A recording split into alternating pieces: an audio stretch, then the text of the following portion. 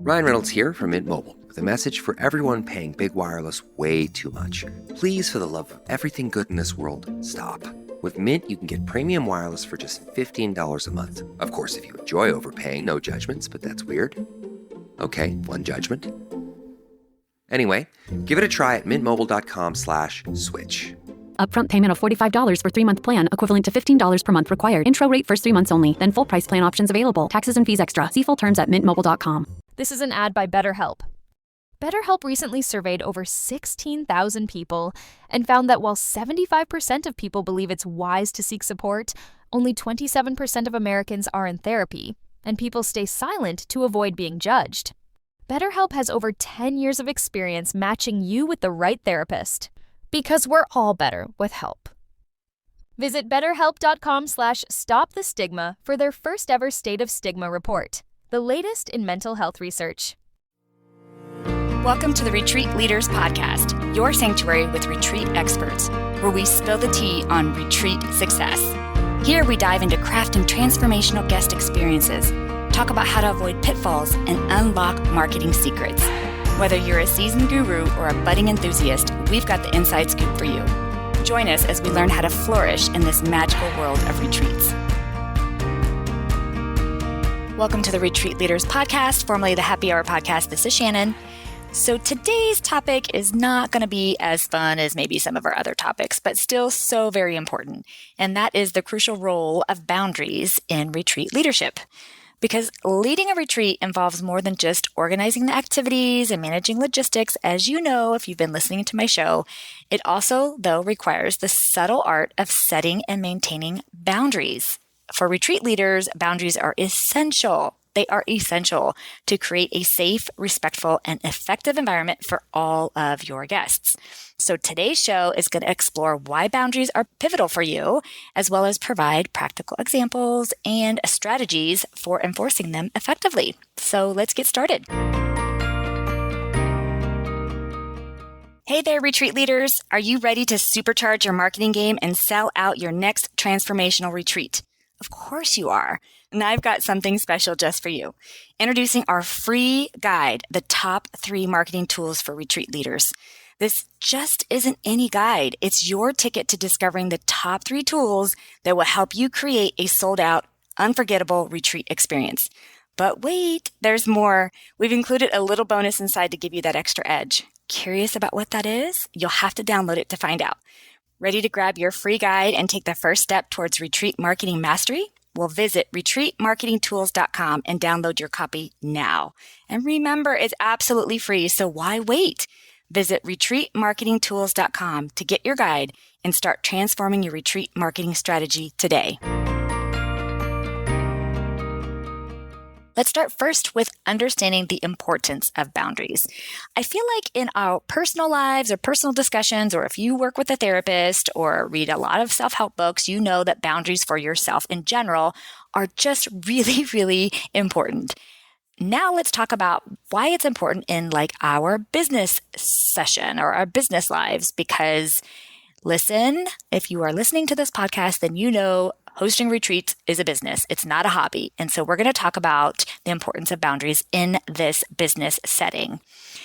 And boundaries in this business setting of retreat hosting serves multiple purposes.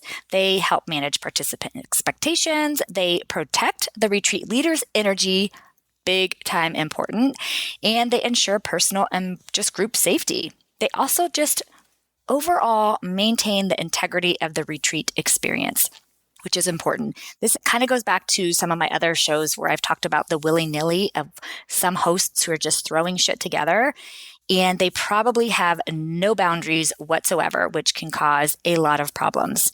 Because when you have well-defined boundaries, they not only support the leader, but they also enhance the participant's experience. And this does this through creating a structure or a secure environment that's conducive to growth and learning, or whatever your goal or objective or your why is, right?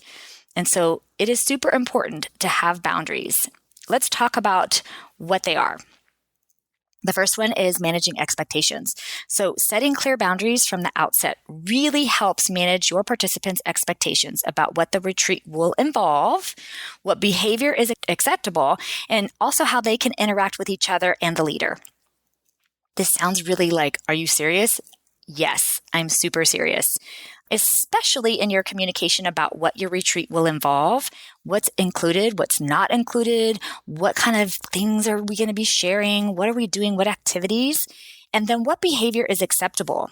This is big, y'all. You should clearly have this outlined in your retreat expectations and then how they should interact with others, etc. So for example, if a retreat leader includes free time or silent periods, you need to explicitly state this in your schedule, which will prevent confusion. And it also just sets a clear expectation for participants' behavior during those times. One of the examples I can give you just even in my own retreats that I host is on their agenda. It has, everything scheduled. And then it says, if you're going to opt out of things, especially yoga or meditation or whatever I've listed on there, please be mindful of the noises that you make because they carry and they can be disruptive during those times, right? So in other words, it's a nice way of saying, please be quiet when we are doing these things if you're not going to join us. And so setting those clear expectations is super important, which is a boundary. This should happen during the registration process and then during your opening circle or gathering, right? I'll talk a little bit more about this later, but just making sure you know that this should not be a surprise. Your guests should not show up and then all of a sudden they've got all of these boundaries that you've put in place without communicating it ahead of time. So another example could be at the beginning of your mindfulness retreat, the leader specifies that all the meals will be taken in silence to deepen the reflective process and experience, and really just to respect each individual's space and what they're trying to gain, right? But if you didn't tell your guests that before they show up, like they're coming to a mindfulness retreat, awesome, maybe for stress reduction, whatever may be the case as far as the end goal, but they show up and they're like, wait, all meals, I have to be completely silent and I didn't know I signed up for that? That's not going to work. I could just tell you right now, that's not going to work unless you've made that clear. You might have some issues. So another reason why is protecting the leader's energy. This is huge. I can tell you that when I first started hosting retreats, I had zero boundaries and I just was exhausted. I was mentally drained. I was physically drained. I felt sick. It just was awful. I even questioned my why, why am I doing this? And so protecting the leader's energy, your energy is crucial because you pour a significant amount of emotional and physical energy into planning and running retreats. And so setting boundaries around your availability, your personal space, etc., is really crucial to prevent that burnout, which can happen, and it ensures that you can perform at your best throughout the whole event. So some examples. A retreat leader might establish specific times for open hours when participants can approach them with questions or concerns. And this just ensures that you as a leader, you have time to recharge and to attend to your own needs. You still need to do your personal self-care during your retreats. Also, listen. I feel like that YouTube or TikTok, I don't know what it is, where it's like, listen, Linda, listen. A retreat leader, you should also absolutely have private sleeping quarters. This is a non-negotiable. You have to have a space for yourself to retreat, to regroup, to reboot, for self-care, to rest your face, right? You have to have that private space. So that's very important. Protect your energy. Hey, it's Shannon here. I'm just popping in really quickly to ask a big favor. Would you pause the show and go review it for us? Please. Reviews really help us to be able to get more guests and more experts on the show to help you transform your retreats. So if you wouldn't mind pausing and leaving us a review, that would mean everything. And if you're not already subscribed, do that too. The next one is ensuring safety. This is just as important as your energy, right? Because physical and emotional safety is a top priority in any group setting, especially at retreats. Boundaries around physical contact, sharing personal stories, emotional support, all of these things are vital to create a safe space where all participants do feel secure and valued, right? Examples are, let's say it's a therapeutic writing retreat, and the leader might set ground rules that participants should not touch each other without explicit consent and should also be mindful of the emotional impact their stories, that their sharing of their stories might have on others, right? So to me, also in this setting, but also in any setting that you are hosting, is just reminding participants that what is shared on retreat stays on retreat, right? That's something that I talk about at the beginning of some of my retreats where we might be doing some deep emotional healing, is that what we discuss and what we share here stays here. And everybody agrees to that in writing, right? And so just having whatever boundary you have to ensure physical, emotional, whatever type of safety that you need to focus on, that you have that outlined and that it's discussed and it's understood. But you should have it. It should, again, not just be willy-nilly. Okay, another reason is maintaining professionalism and respect. So boundaries help maintain a professional and respectful environment, period. End of story. But especially in settings where deep personal work is being done. This is so important.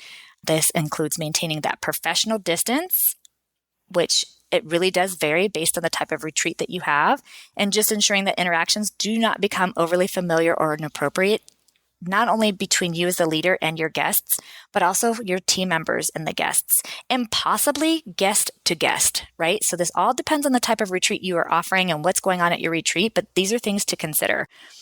So an example might be a retreat leader makes it clear to their team that personal relationships with participants are not appropriate and that all interactions between your team and the guests should remain within the context of retreat setting and its objectives, right? So communicating that, making sure your team member understands, or if it's between guest to guest or however it is, like making sure that this is set and understood. Let's talk about some quick strategies for setting and enforcing boundaries. First and foremost, absolutely the most important is clear communication. From the initial advertisement, what does your landing page, what does your website say, to your registration forms, to the opening session of the retreat, you need to make sure you've communicated your boundaries clearly and consistently. There should be no conflict of you said this, but this is happening, or now you're telling me this. It should be super, super clear and communicated from start to execution. Another thing is lead by example. So model the behavior and boundaries you expect from your participants, from your team. Demonstrating respect for your own rules, your own boundaries really encourages others to follow suit.